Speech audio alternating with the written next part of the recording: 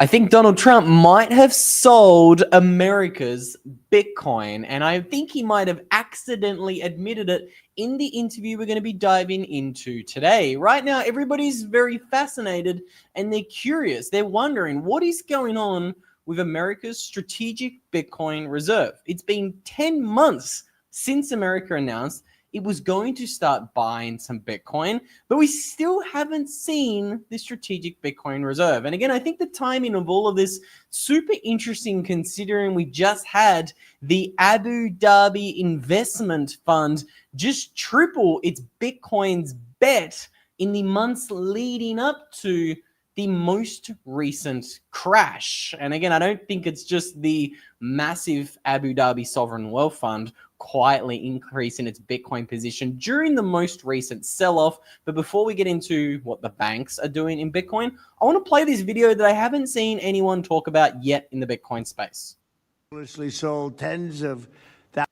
Fortunately, in recent years, the U.S. government has foolishly sold tens of thousands of additional Bitcoin that were worth billions and billions of dollars had they not sold them, but they did sell them, mostly during the Biden administration. Again, notice the phrase in there, mostly during the Biden administration. We're going to play the rest of the clip in the moment, but I think a lot of this speculation about the American government and what they're doing with their Bitcoin, a lot of people wondering, are they quietly selling Bitcoin? What is going on? And that's, of course, because of this other clip that I might just play for you guys now from the Treasury Secretary. This is Scott Bessent, and around a month or two ago, he said this on national news. A Bitcoin strategic reserve, we're not going to be buying that, but we are going to use confiscated assets and continue to build that up. We're going to stop selling that. We're going to stop selling that. Again, this is the $38 trillion question that we still have not got an answer to. How many Bitcoin does the White House actually hold? What is going on with this strategic Bitcoin reserve? I'll continue to ask the question, why have we not seen the Treasury's official report as to how many Bitcoin they are supposed to hold? I'm going to zoom up here so you guys can see what I'm looking at. But we can see this executive order signed in March ordered this. Within 30 days of the date of this order, each agency has to review its authorities and transfer any government Bitcoin held by it to the strategic Bitcoin reserve. And they shall submit a report reflecting the result of that review to the Secretary of the Treasury. This was 10 months ago. Actually, let me fact check myself. This is in March, so it's about 8 or 9 months ago.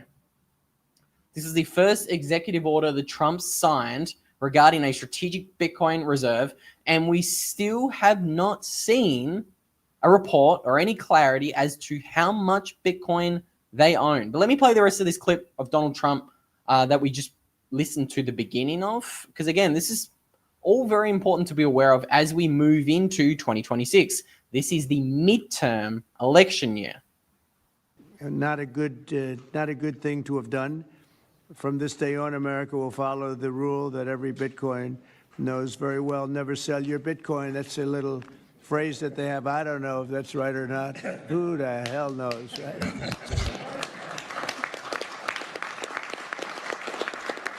Who knows? Who knows? But so far, it's been right. And well, let's keep it that way.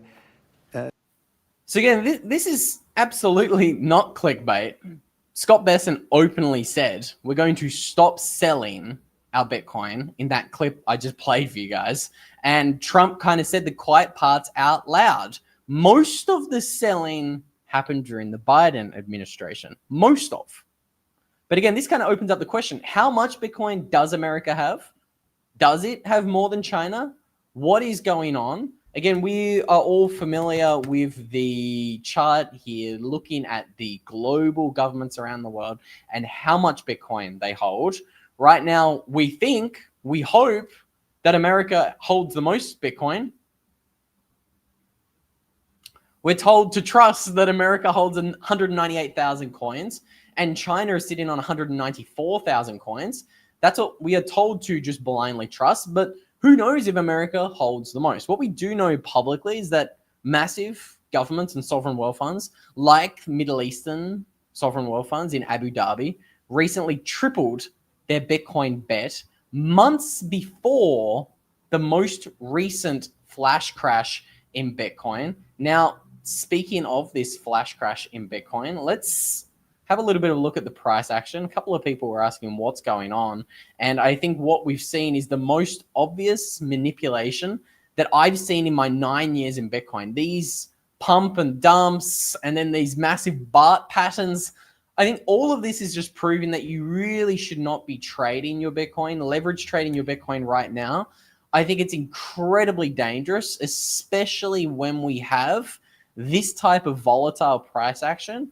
And what we don't have is clarity. We don't have a clue what is going on right now, except for the fact that I think the biggest banks in the world right now are manipulating the price. Again, I think the most obvious example of this is the news that came out earlier this morning.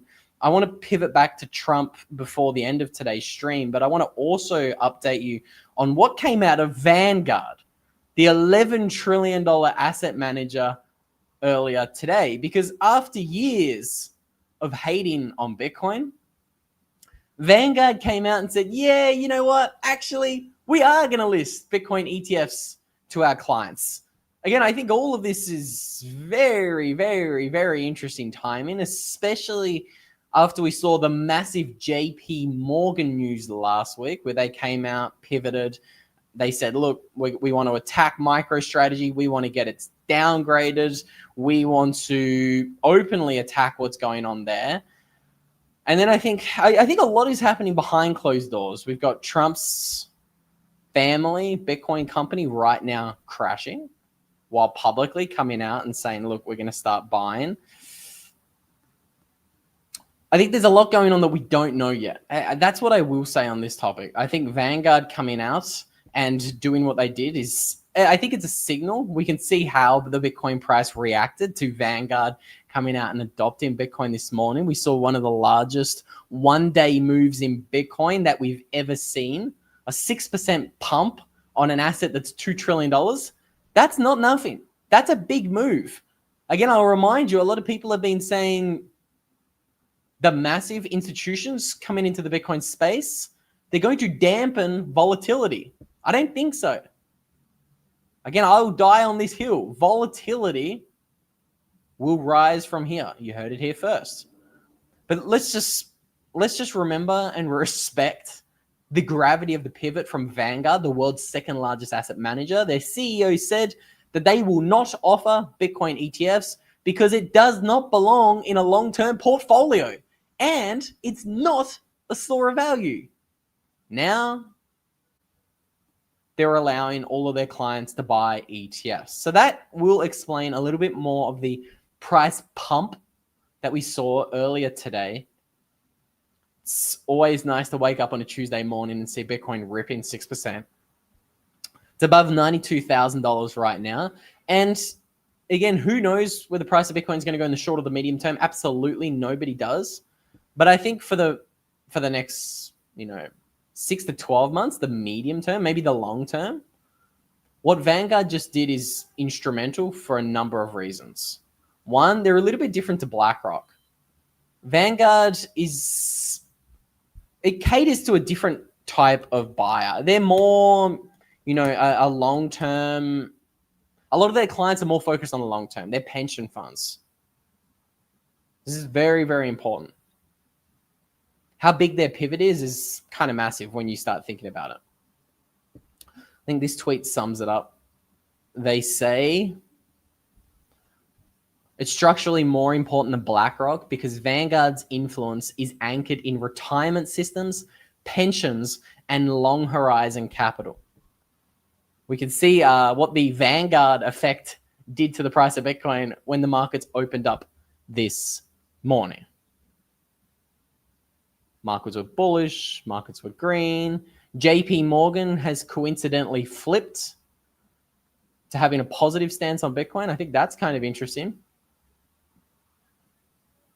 which makes me think that maybe the timing of this video coming out from Donald Trump this morning is just a little bit more confirmation that we're going to potentially, we might have just saw maybe the biggest bear trap of all time. Again, what I think is really interesting is we've just seen Bitcoin dump below the 50-week moving average. And everybody knows that when Bitcoin's below the 50-week moving average, what does that mean? Typically, that signals bear market, it's all over. That's what that historically has meant. But what I think is kind of interesting is, you know what they say, once everybody is aware of a metric, that's when that metric is going to get broken. That's when Wall Street is going to test the metric. I'm trying to pull up the 50-week moving average. Right now, it's at 100K. You're just going to have to trust me, bro. And all of your 4-year cycle believers like Ben Cohen from Into the Cryptoverse convinced that we're entering a bear market. I saw Bob Lucas, the 4-year cycle guy, pretty much convinced that we're heading into a bear market. I think he's like 80-20, 80% bearish on the bearish outcome. We're headed back to 50, maybe lower. What I think would be really interesting is I'd be really interested to see what Bitcoin does over the next 3 months. I have who knows what's going to happen in the short term, but I have a sneaky feeling that maybe, just maybe, JP Morgan's manipulation and attack on MicroStrategy was a bear trap. And like we reminded you guys in that video earlier in the week, JP Morgan's Bitcoin product goes live in 13 days from now, December 15th.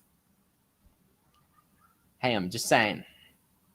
Maybe there's a chance. Maybe there's a chance this bull run hasn't even started. When you look at what's been going on with the money supply, you could definitely make that case. The Bitcoin bull run has not even started. Now, I think another contributing reason for why this bull run hasn't started yet is we're only now just starting to see more and more noise and FOMO coming out regarding these sovereign wealth funds and the nation states around the world. Again, I kind of mentioned one of those nation states in the introduction of the video. We showed you that the UAE is buying more Bitcoin. Now, I think what's interesting is they tripled their position in Q3. It's nearly the end of Q4. We're about to get all of that data out in January of what happened in October, November, and December. I'm super interested in what is going on, or what is going to be going on with all of that data. You know, in terms of because Bitcoin just had its worst October and November in history. Again, all of these models and metrics, they just keep getting broken. We saw a halving we saw an all-time high before the halving in 2024. We saw the 2022 low broke below the previous all-time high of 20K. I would love to see the 4-year cycle broken as well. I think that would be absolutely fascinating. Now let's listen in. Let's bring you guys up to speed on everything going on in Abu Dhabi, because as I will make the case in a moment, I think what's going on there is linked to America. Their holdings and when they added to this position. Yeah, so you can see that they know in terms of their holdings and when they added to this position. Yeah, so you can see that they've more than tripled their position right in the weeks and months up to the sell-off.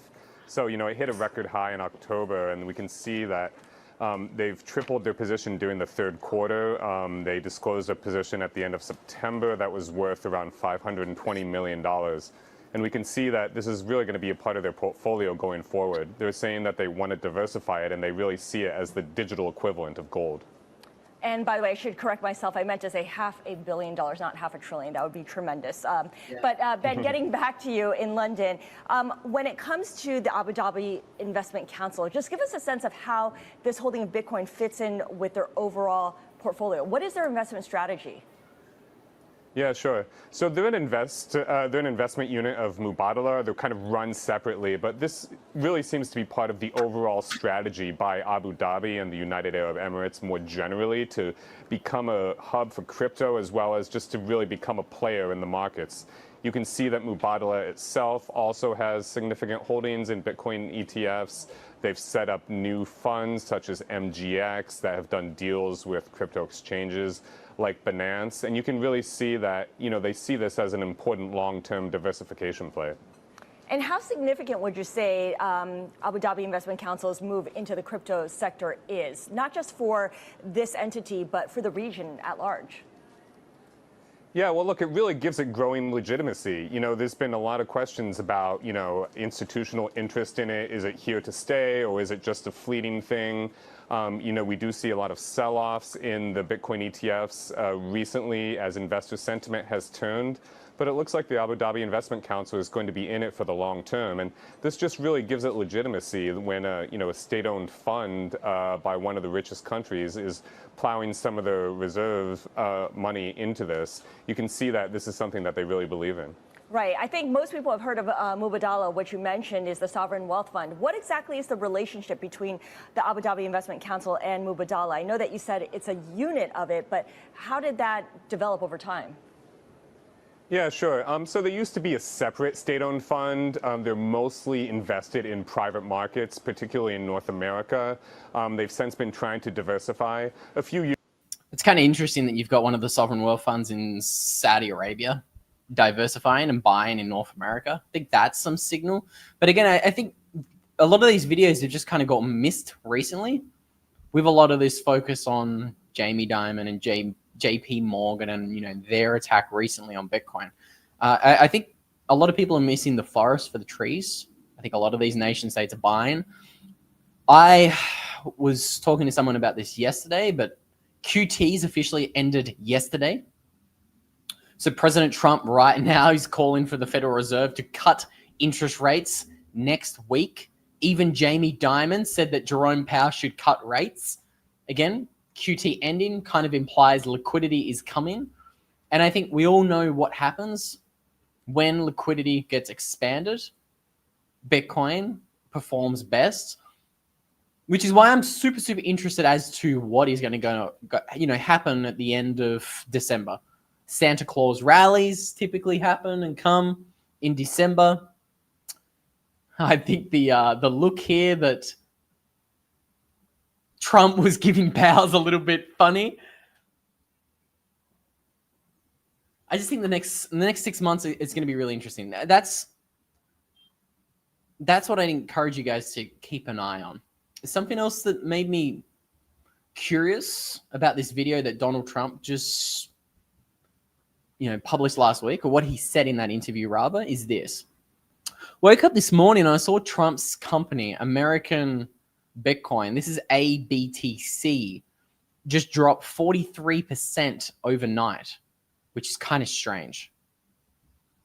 I don't know what's happening. All I saw was the charts. I thought, hey, that's interesting.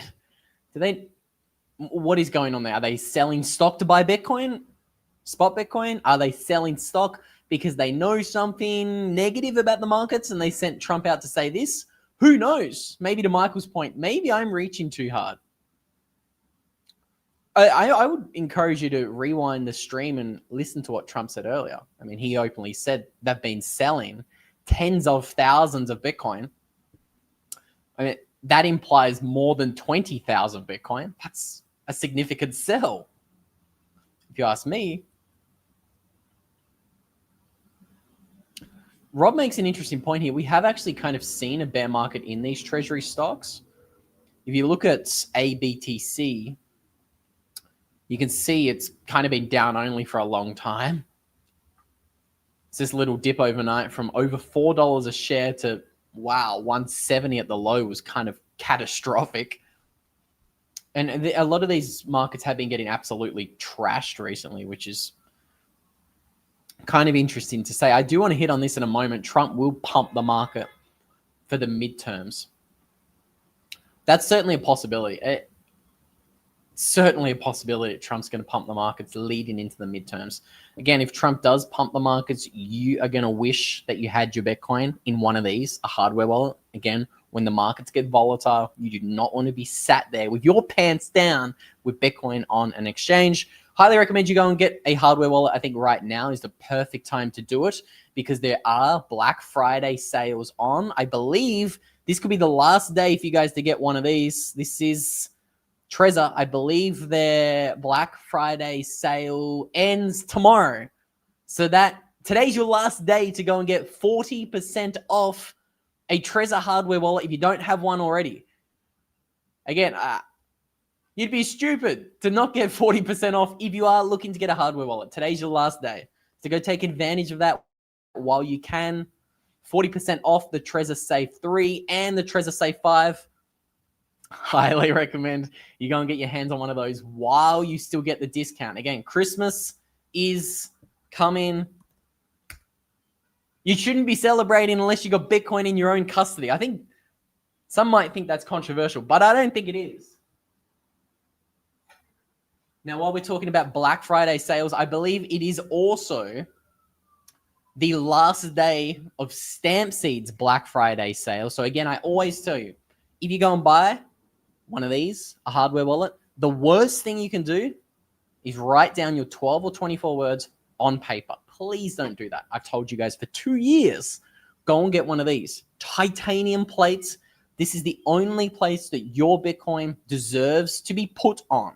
Okay? Again, your 12 words, your 24 words, that is your Bitcoin and should be backed up on titanium. I believe this will be the last day of Stampseed's Black Friday sale. So they're going to give you 21% off if you use a promo code Luke21. So again, there's a link down below for Stampseed. Again, that discount applies to all the products that you find on the website. You can get the 12-word plates, the 24-word plates. You can also get the cool little designer plates like I have. Again, infinity divided by 21 million. That is the only price for Bitcoin that matters in the long term. So again, some people say Bitcoin's on sale, but Bitcoin products are also on sale. It is Black Friday, and All Night High to the Man has put links to the partners in the chat. So I highly recommend you go and check that out. Gary in the chat, from my look, sale BTC from seizures to cover legal. And now that is also what I think. The other interesting thing that I always notice in Scott Bessent's video that raised a lot of eyebrows a couple of months ago is he openly said, we're not going to be buying Bitcoin. We will stop selling it, but we will continue to seize assets. That's the scary language that I pay attention to. That kind of sounds like screaming the quiet parts out loud. To me, I think that's incredibly interesting. And I think all I'm going to say, guys, is Christmas is coming. Keep a very, very close eye on what's going on right now. The last quarter for Bitcoin, it's always the most volatile. It's always the most interesting. I think things are about to get spicy. We've also seen that for the first time in a while, long-term holders are buying again. They distributed a lot of Bitcoin. You can see they've pretty much been consistently selling since July. July, August, September, October, and November. That's 5 months of straight selling from the long-term holders. I think that's kind of a signal. Again, I'm the first one to tell you all of these models are going to break. They're absolutely going to break to the upside.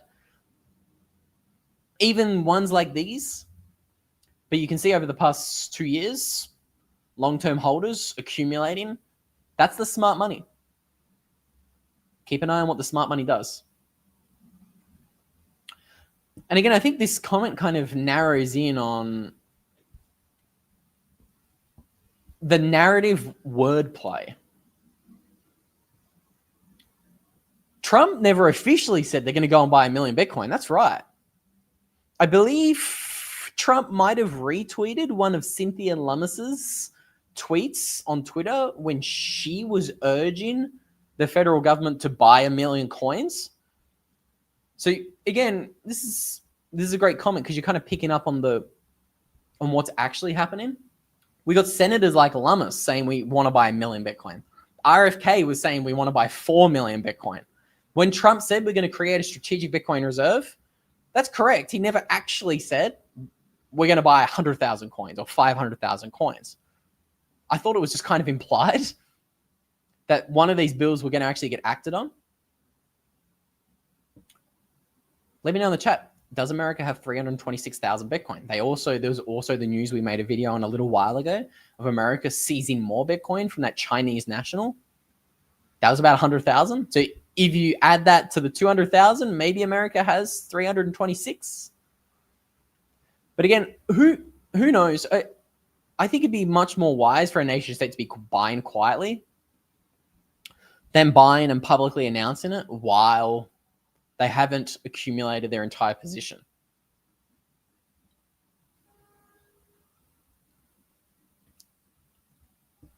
This could also be a scenario. The American government sold high, crashed the market, then bought back low.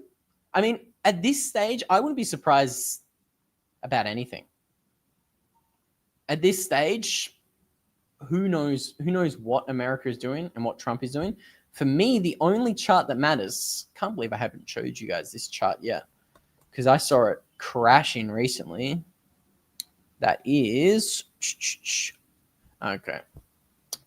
So take this chart with a little bit of a grain of salt, caveat. The most recent crash here is, I'm pretty sure, because we've got some data that needs to be updated. I'm assuming one of the large exchanges has done a transfer recently, which is why we see this massive drop off a cliff. So we'll give this data another week or two to update. But even ignoring this most recent price dip, let's take it out of the data. There we go. We took it out. You can see the number of Bitcoin on exchanges has just trended down only for the past 2 years. Really, this number's been trending down only for the past 5 years. But more recently, in particular, I'm just fascinated at how this is accelerating to the downside, which is why I firmly believe there are multiple nation states aggressively buying Bitcoin right now. Again, this is including the little flash crash in the number of Bitcoin and exchanges. Let's give this data another couple of weeks to update. I think Chet makes some great points on Twitter that large crashes like this of the data is generally due to exchanges moving Bitcoin around internally. But even you take this data out, that big flash crash, you can see this number's been dumping. So I don't think it's controversial to say nation states are aggressively buying the dip right now. Again, I'll remind you what happened in the Kingdom of Bhutan. This news, honestly, was some of the biggest news I've probably ever seen in Bitcoin. The tiny nation of 780 odd thousand people got caught quietly mining Bitcoin in the Himalayan mountains. By the way, on the border of China, just an interesting tidbit, China's neighbor secretly and quietly mining Bitcoin for years. For those who missed that, that's the Kingdom of Bhutan. They not only did it sustainably, but they did it secretly, and nobody knew they were doing it.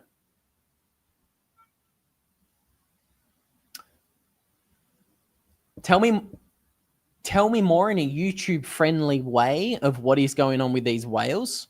Rob, in the chat, I'd love to know. But again, I think the Kingdom of Bhutan kind of showed us if a tiny country with 700,000 people is just quietly mining $1 billion worth of Bitcoin, there's probably other nation states doing that. Again, how did the Kingdom of Bhutan get away with this? When you mine Bitcoin, it's all private information, which is why I always encourage you guys to learn more about mining Bitcoin. Again, you don't need to set up a big sophisticated Bitcoin mining operation in the Himalayan mountains. You can literally reach out to one of my partners, Blockware Solutions, and you can just ask them to plug a miner in for you, send them a Bitcoin address, and they will start paying you out Bitcoin every week, every month. That's the beauty of Bitcoin mining. I think it's a much better solution to just get some Bitcoin than buying it from an exchange. Again, go book a 30-minute call with the guys at Blockware. They can teach you a little bit more about hosted mining, which is kind of the no excuse way to get started with Bitcoin mining, or if you're a little bit of a pro looking to write off 100% of your tax bill, capturing that accelerated depreciation that's available in Bitcoin mining servers. You can also buy Bitcoin mining rigs. Again, if you're looking to optimize your economic situation, I'm not a financial advisor, but I do encourage you to learn more about how you can take advantage of Bitcoin mining and also get your hands on some anonymous Bitcoin while you do it. Again, not financial advisor, but go and look into that. Because again, I think if nation states are doing it, they're showing you what we should be doing, mining Bitcoin privately.